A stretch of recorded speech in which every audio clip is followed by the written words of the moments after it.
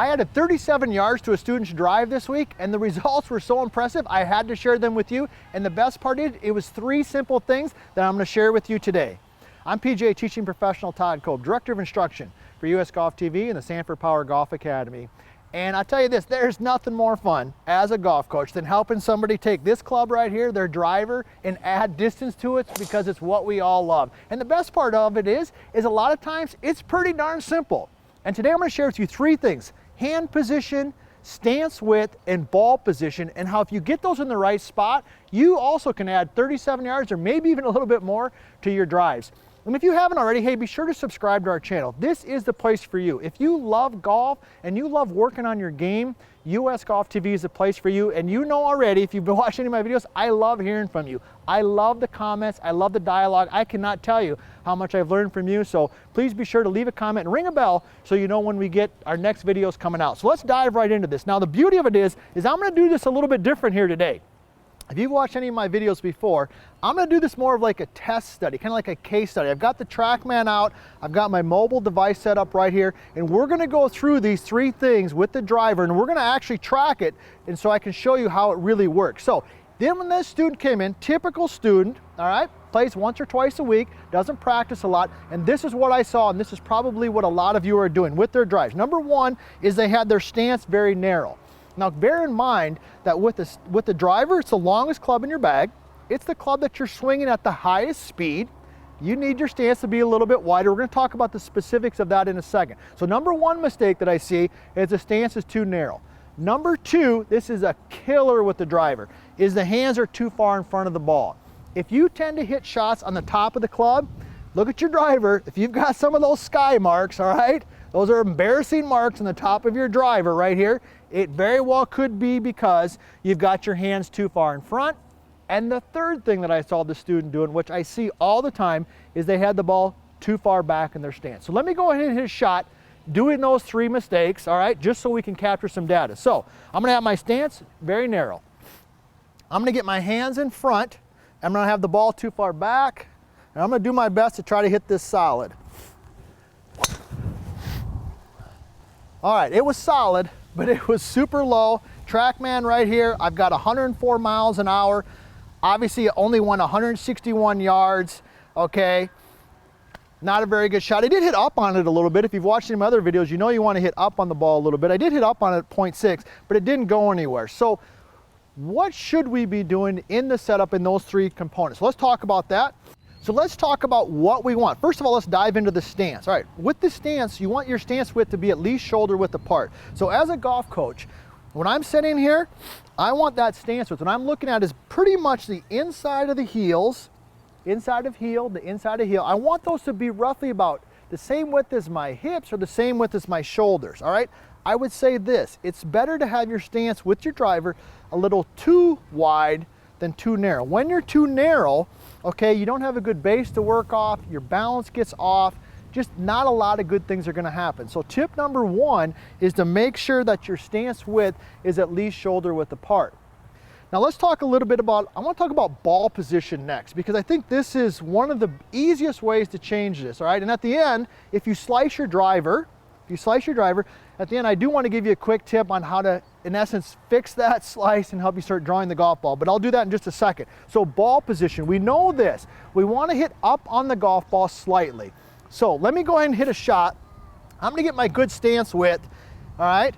Okay, but I'm going to have the ball a little too far back in my stance. Notice it's about in the center of my stance right here. And I'm going to go ahead and hit a ball, and we're going to see what type of numbers we get. Okay, now I'm not gonna lie, that was a little bit on the heel, probably wasn't my best swing. Speed was down a little bit, okay. Angle of attack was about 0.4, but my spin rate went to 3,000. Even though that ball was super low, the spin rate, excuse me, went way up. And if you know anything about drivers, you wanna keep that spin rate down a little bit so you get some more roll. So let's tee up another one. Now what I'm going to do here is I'm going to try to make a little bit better swing here, but I'm going to move that ball forward slightly so that I can hit up on it a little bit. Okay, I hit that on the toe slightly. Definitely was a better shot. Okay, angle of attack on that, 3.8, so definitely more up on it. Let me check the spin, it's calculating right now. Okay, 2265, 2,265. Brought that spin down, obviously much more distance. So when you get the ball too far back, my friends, what's gonna happen is you're gonna hit too down on it. Even though the ball goes low, the spin rate was way up, you're not gonna get it the roll that you need in terms of with the driver, all right? So let's tee up another one here. So here's what we've learned so far. We've learned a little bit about stance width. You're gonna be a little wider, shoulder width apart, right? Okay, we're gonna get that ball forward. Now exactly where should it be? I like it to be at least off the inside of the lead heel, maybe even off the lead toe. So as a golf coach right here, I want that ball to be forward. So the tip that I would give you to find that spot would be to take your setup, put your feet together like this. Put the ball right in the center, take your lead foot, for me it's my left foot, point it just slightly, take my trail foot and then get my stance width this way. Most golfers do this. They come in, maybe they put their feet together, and then they just separate equally. And now the ball is right in the center. Put your feet together, all right? Separate just a little bit, maybe an inch, 2 inches at the most, and then get all of your width with your back foot. This will get your ball in the right position, all right? And go ahead and hit it. Okay, a little bit of club twirl on that one because I hit that one nice and solid, okay? Once again, 3.8 up angle of attack. That's perfect for me because I don't have a ton of club head speed, so I gotta hit up on it. Spin rate again, 2241. That is perfect for me, all right? Now, I promised you also we're gonna talk about hand position. Let's talk about that and how that can impact the numbers. And then we're gonna talk about slicing. All right, so let's say we got the good stance width, shoulder width, right? We know how to do that. Boom, boom.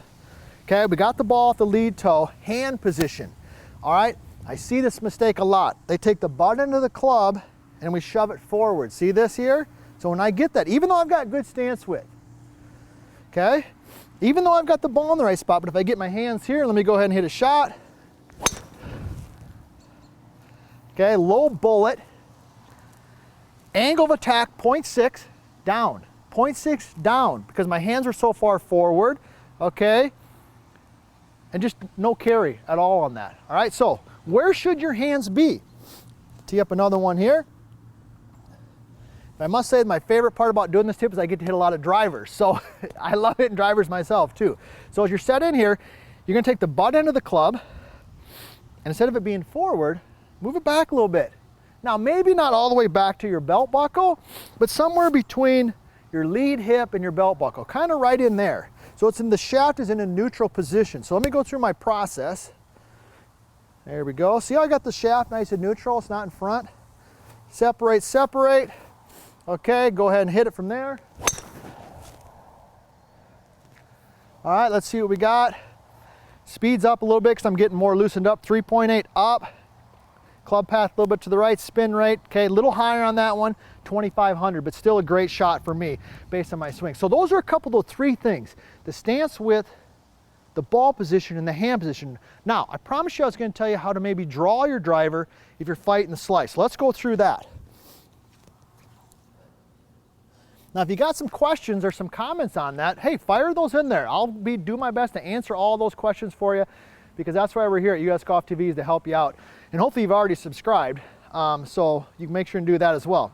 So if you're slicing your driver, all right, here's what we know. If you're slicing your driver, you're more than likely, you're probably swinging the club out to in, across, over the top. There's a lot of different words that we use for that, but it's basically out to in. So here's what you're gonna do with your driver. What I want you to do, you know the setup, we've gone through that, but I want you to take your stance and close it slightly. Yes, close it. Aim a little bit to the right if you're a right-handed golfer. Take your lead hip, bump it a little bit, and then here's the key. Here's the real secret. Take your lead arm and raise it slightly. Okay, now from this position right here, I've got my weight a little bit forward. My hip is over here. My stance is slightly closed. My lead arm is up a little bit. Now from this position, I can hit it from the inside right here. Let me go ahead and hit one. There's my setup. Oh yeah.